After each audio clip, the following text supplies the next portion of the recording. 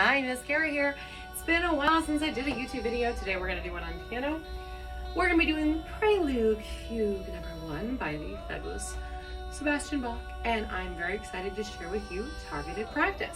So, with the well-tempered clavier, which most piano students work through, one of the things I like to create for them is an idea that you don't have to just play from start to bottom. You don't have to just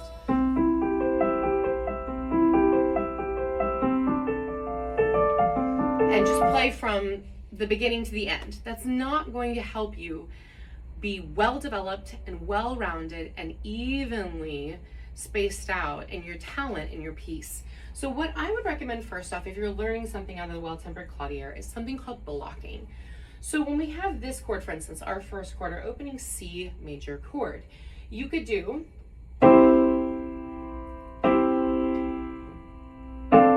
and then going on, you would be visualizing all the notes that you're going to play in succession at once. So what that does is it sets up your hands for that muscle memory and that tactile development where you have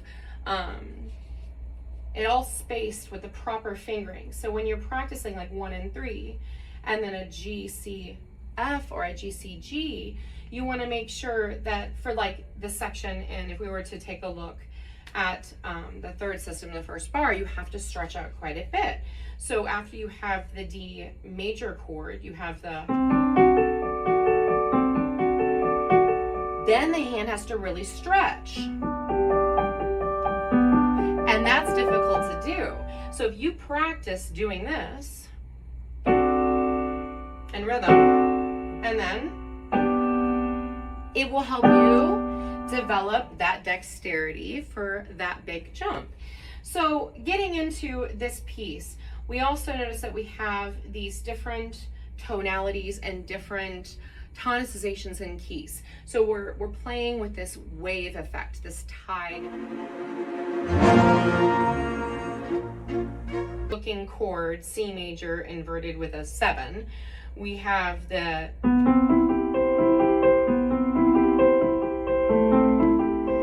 it's over the same chord. We haven't changed the right hand. So here what you could do is when you block, you could block and the resolution.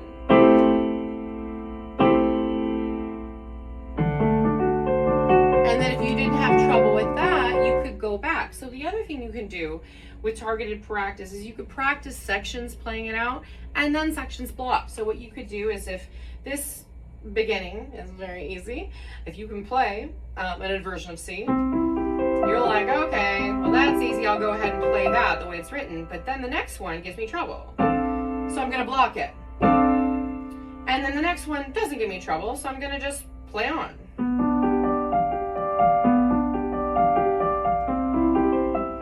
And then let's say I have trouble here. We're gonna try taking our time to look at our hand and play our block.